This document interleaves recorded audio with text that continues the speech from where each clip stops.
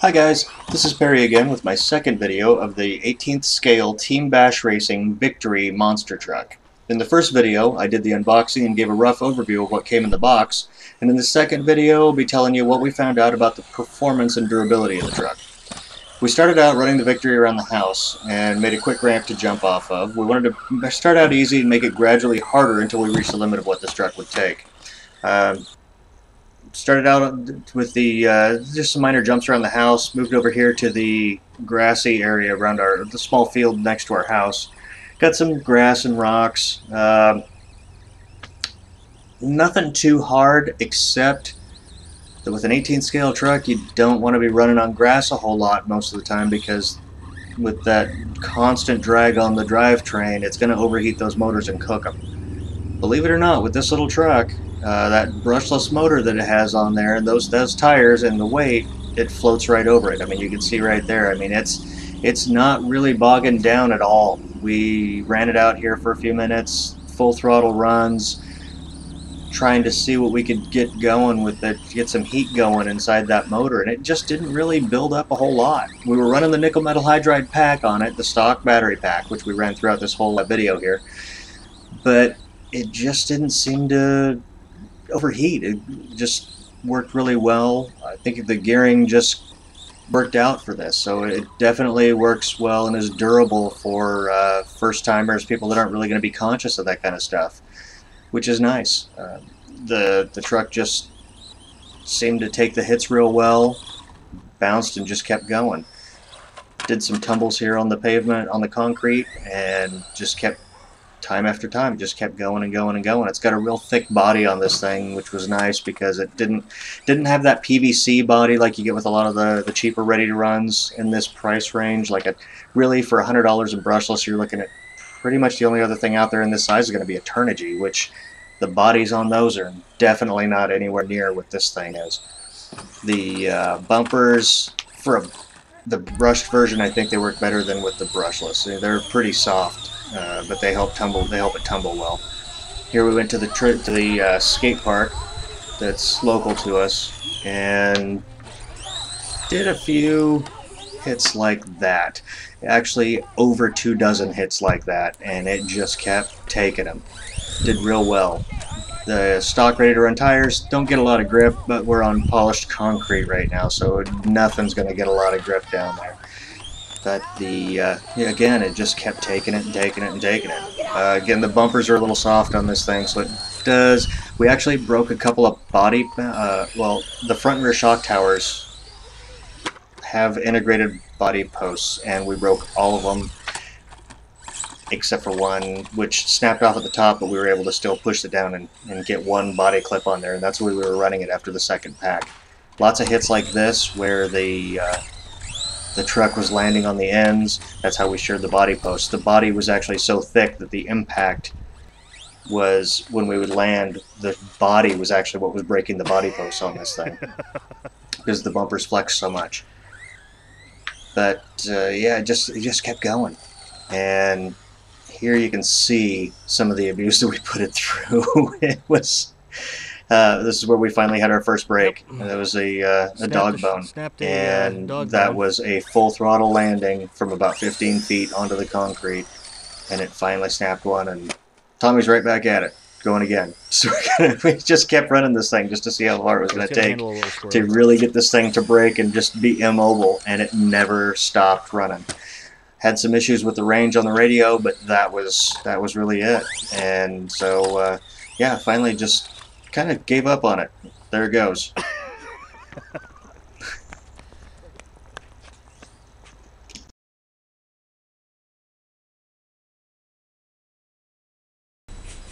Okay, so what did we learn from it? Well, we after taking it out on the grass and the concrete and down to the skate park, we found that it's pretty durable. It's not a racer. I mean, the handling's not, it's not quick like the 18T, which we just have some basher tires on it right now. But so this is going to have a little bit quicker response in your steering and a little more input But when you take it out to the park, things like this happen. Things come loose, gets a little beat up. This does not take abuse like this does. This thing was tough. The body on it, for one, this is an Exotech CUDA body, and this is the stock body on the Team Bash. Thing's really thick. That's good and bad, because it actually was thick enough that it actually broke the body mounts. When this was landing, it was landing like this, and you can see how that bumper flexes. The impacts are actually transferring through onto those body posts, and it snapped all the body posts off. So that's the bad. That was the bad side of having a thick body. You can see that it's been painted since the last video. We've tried now to do airbrush, so did that. Some of you guys wanted to see this a little more clearly. I'll see if I can get that into the right spot, but a little better view of what's going on underneath there. And it's a nice little truck. You know, it's real, very durable plastics on it. You can see the shock towers bend and flex, pop right back into place. The links always go back into place. Had some issues with it with the stock battery. This motor pulls so much amperage that this battery is struggling to keep up with it. We changed that out to a LiPo. All those problems went away. Then went in and adjusted did some stuff after the videos were shot. Switched over to a LiPo, ran it that way. Adjusted the speed control, because it was only set at 75%. Put it up to 100%, and decided to see what it would do, and it'll pull a backflip on 2S with a LiPo pack and adjusting, calibrating the speed control. Put some 70 weight oil in the shocks, and it's much better. It actually took out some of the handling issues, and working really good. So tires are wearing well. If you're going to be running on specific surfaces, you know, if you are going to take it to a track, you're going to want some different tires. It's a 7.5mm hex. The mini LST wheels will fit, and the Dromida wheels will fit, of course.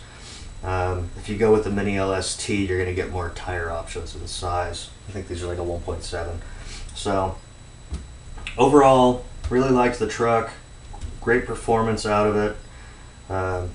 ESC and this, you can see the switch here, are waterproof. The receiver's not. Servo is water resistant. The big drawback is the radio.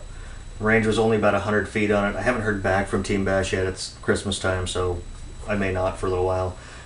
When I do, I will update the comments underneath the video to see what their response is, but we're only getting about 100 feet of range out of this thing, and which is not bad. I mean, for the price, I'm not going to complain about that.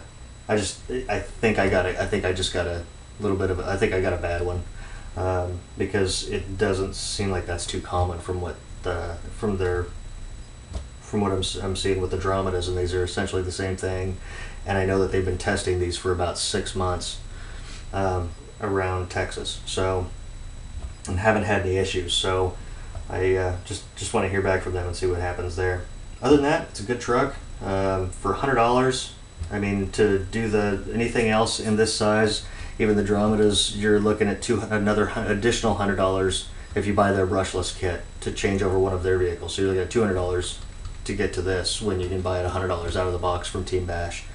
So I think it's a great deal. So thanks for watching.